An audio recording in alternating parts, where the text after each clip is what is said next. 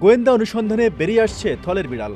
বেরিয়ে আসছে সরকার ও রাষ্ট্রবিরোধী ষড়যন্ত্রে লিপ্ত থাকাদের নামের তালিকা ও তাদের কুকীর্তির ফিরিস্তি।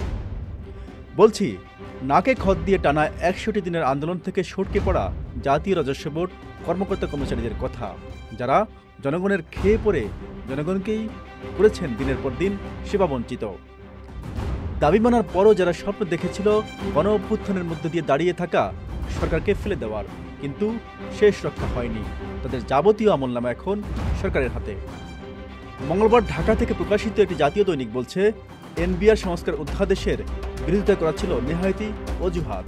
উদ্দেশ্য ছিল আন্দোলনকে কমপ্লিট শাটডাউনের পর্যায়ে নিয়ে আসা, যে কারণে প্রকাশ্যে সরকারের বদলি আদেশও তারা ছিঁড়ে ফেলে।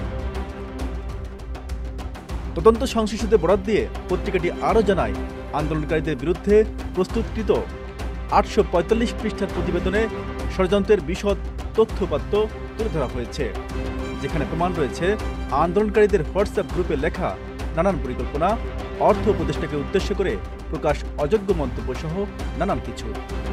জানা গেছে, আন্দোলনের নামে এসব ষড়যন্ত্রকারীদের মাস্টার মাইন্ড হিসেবে কাজ করেছেন অন্তত ১৫ জন কর্মকর্তা, আর পরোক্ষ ও প্রত্যক্ষভাবে কয়েকশো কর্মকর্তা যুক্ত থাকলেও মূল হোতাদের মধ্যে অন্তত ৬০ জনের বিস্তারিত এখন সরকারের কাছে, যাদের প্রতি কোনো অনুকম্পা প্রদর্শনের সুযোগ নেই বলছেন সংশ্লিষ্টরা।